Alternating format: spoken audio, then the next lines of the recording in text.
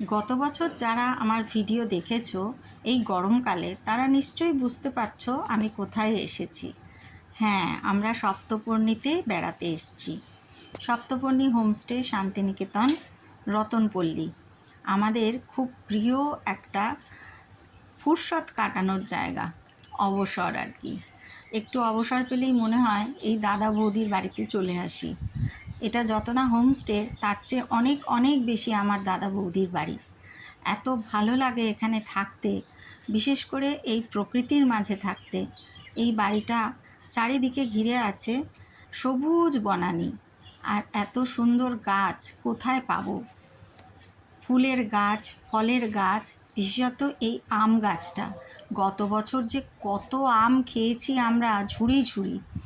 এবছরও আম হয়েছে প্রচুরই, কিন্তু দাদা বলল ঝড়ে অনেক আম পড়ে নষ্ট হয়ে গেছে।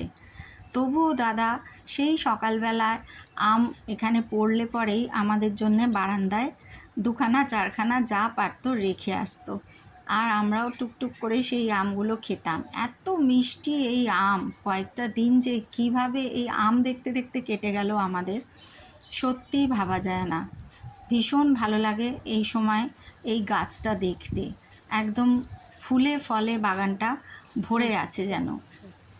সকালবেলায় কি বিকেলবেলায় যখনই একটু সময় পেতাম হাঁটতাম এই বাগান ঘিরে।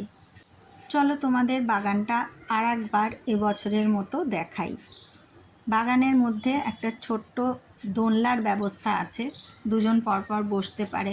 ছোটরা কি, বড়রাই এই দোলনা দেখলে লোভ সামলাতে পারে না। দোলনায় চড়তে কার না ভালো লাগে।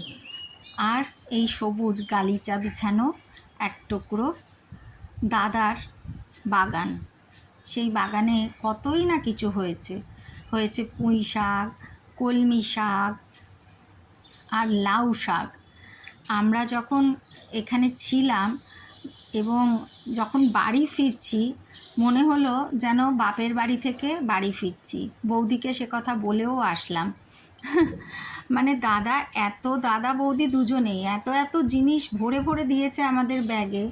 এই লাউ শাক, তারপরে কলমি শাক, পুঁই শাক, মানে বাড়ি ফিরে আমাদের খেয়ে ফুরোচ্ছেই না। তিনজন তো মানুষ, কত আর খাবো, কিন্তু দাদার দেওয়ার শেষ নেই।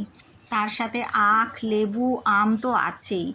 বাজার ভরে দিয়েছে একেবারে ব্যাগে, আর আমরা এখনও সেগুলো টুকটুক করে রান্না করছি আর খেয়ে যাচ্ছি। লাউ গাছটা দেখতে যে কি ভালো লাগছিল, আর একদম টাটকা লাউয়ের ডগা, খুব সুন্দর লাগছিল। আমাদের বাড়িতে আবার, মানে আমার শ্বশুর বাড়িতে লাউ গাছ পুঁততে নেই, লাউ কুমড়ো গাছ। সেই জন্যে এই গাছগুলো খুব সহজে হলেও ভীষণ ইচ্ছে করলেও কোনো দিনই পুঁততে পারিনি। তো এখানে এসে দাদার বাড়িতে এত কাছ থেকে এগুলো দেখে ভীষণ ভালো লাগে।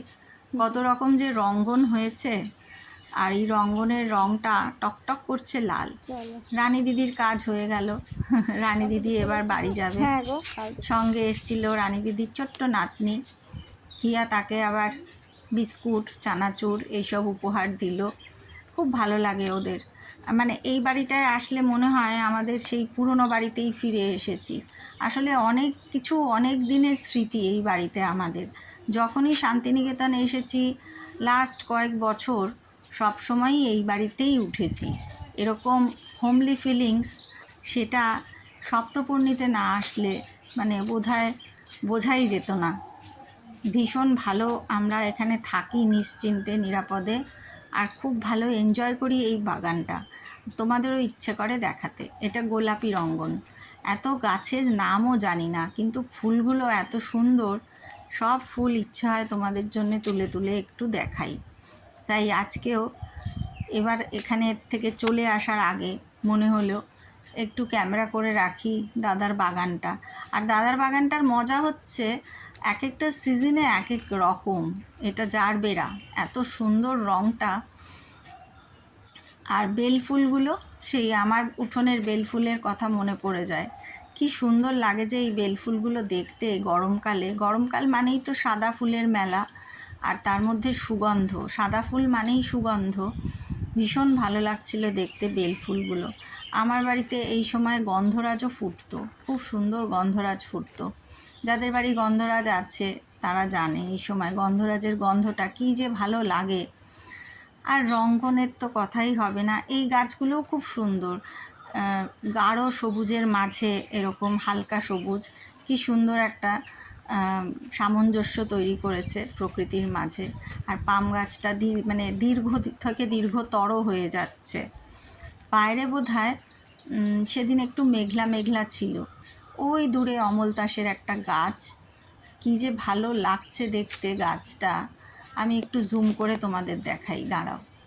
এই যে অমলতাসের গাছ, খুব সুন্দর ফুলগুলো হয়ে থাকে, ঝুলে ঝুলে পড়ে ফুলগুলো, হলুদ রং। আর তার পাশে ছিল অবশ্যই বাগান বিলাস।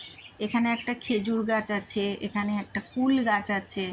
কুলের সময় দাদা দেখিয়েছিল গাছ ভর্তি কুল হয়েছে। আর বাগান বিলাস একটু উঁকি মারছে।